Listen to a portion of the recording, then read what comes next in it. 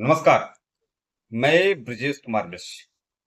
जिस देश में निरहुआ यादव राजनेता बने, रवि किशन राजनेता बने, पवन सिंह जैसे लोग राजनीति करेंगे,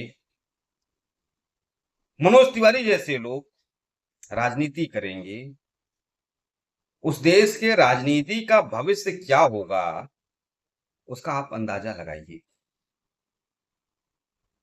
इस देश के राजनीति में अच्छे लोगों के लिए स्थान ही नहीं है। अगर आपके पीछे फैन फॉलोइंग है, आप कितने बड़े भी अश्लील हो, आपका ट्रैक रिकॉर्ड चाहे जितना गंदा रहा हो, आपने चाहे जितना नग्नता फैलाई हो, चाहे जितना अश्लीलता फैलाई हो, आप समाज में बड़े सम्मान की दृष्टि से देखे जाएंगे और आपको तुरंत बिना किसी राजनीतिक बैकग्राउंड के टिकट मिलेगा, अवभगत होगा, और वही हो रहा है। अब पवन सिंह भाजपा में सम्मिलित हो गए हैं। महत्वाकांक्षाएं सबकी होती हैं। उन्होंने देखा कि हमारे ग्रुप के 3-3, 4-4 लोग सफल राजनीति कर रहे हैं, वो मनोज तिवारी हो, वो निरहुआ यादव हो, वो रवि किशन हो, तो मैं क्यों पीछे रहूं। लेकिन ये जिस जगह से भी चुनाव लड़ेंगे, जो बड़ी शिद्दत से किसी भी पार्टी का झंडा उठा रहा होगा, उसके गर्दन पर प्रहार करेंगे, उसकी आत्मा पर प्रहार करेंगे। वो भारतीय जनता पार्टी के लिए वो कार्यकर्ता क्यों झंडा उठाए, जो दशकों से भारतीय जनता पार्टी के लिए लड़ रहा होगा। मैं कह रहा हूं इनको कहीं से भी टिकट दिया जाए तो ये पवन सिंह किसी न किसी भारतीय जनता पार्टी के कार्यकर्ता के अधिकारों का हनन करेंगे। और दुर्भाग्य तो सबसे बड़ी बात यह है कि पवन सिंह कौन सा नीति बनाएंगे। ये भोजपुरी फिल्म नहीं है, फिल्म इंडस्ट्री नहीं है।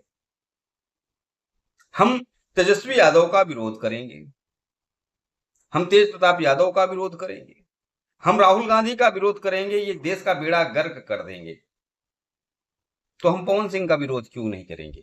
कुछ लोग कहेंगे वो पार्टी के मुखिया हैं, मुख्यमंत्री बनना चाहते हैं, यहां पे पवन सिंह नहीं बनना चाहते। क्या गारंटी है कि आगे नहीं बनेंगे या फिर नहीं बनना चाहेंगे बिहार का मुख्यमंत्री। ये साफ साफ है। हमें पवन सिंह से समस्या नहीं है, इनका बैकग्राउंड शुरुआत से ही राजनीति का हुआ रहा होता, करे शुरुआत से ही भारतीय जनता पार्टी का डंडा झंडा लेकर घूम रहे होते तो करते। लेकिन एकाएक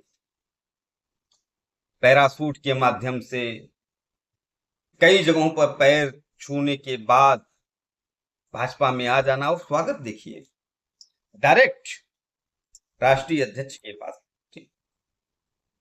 जो लोग कहते हैं कि इस देश में सब समान हैं, उनके लिए यह पवन सिंह का डायरेक्ट जो एंट्री है बताता है कि इस देश में नौटंकी बहुत ज्यादा है, कि सब समान है। समान कोई नहीं है, नौटंकी है केवल कि इस देश का संविधान, इस देश की व्यवस्था सबके लिए समान। समानता कहीं एग्जिस्ट ही नहीं करती और करनी भी नहीं चाहिए। भाई किसी की योग्यता 95% वाली है, किसी को 25% वाली है, लेकिन आप चाहते हो कि 25% वाले को 95 वाले परसेंट पे बैठा दिया जाए, 95% वाले को 25% वाले पे बैठा दिया जाए। और ये हो भी रहा है, कुछ मामले में नहीं होता। मेरा तो पवन सिंह जब से ट्रेंड कर रहे हैं, मैं यही सोच रहा हूं कि हमारे देश की राजनीति का स्तर क्या है।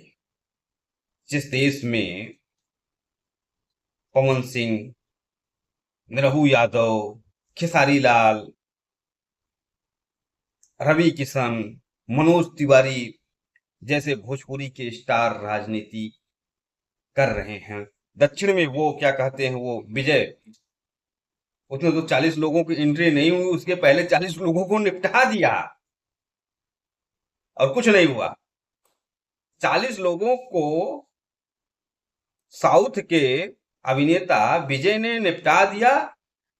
और साफ साफ स्पष्ट है, बिल्कुल स्पष्ट है कि तमिलनाडु के करूर में जो हुआ, जो घटना भगदड़ हुआ, उसमें विजय ही सबसे बड़ा अपराधी है। उसके बावजूद भी उसकी गिरफ्तारी नहीं हो रही है। तो हमारे देश का कानून और न्याय व्यवस्था कैसा है, इसका आप अंदाजा लगा सकते हैं।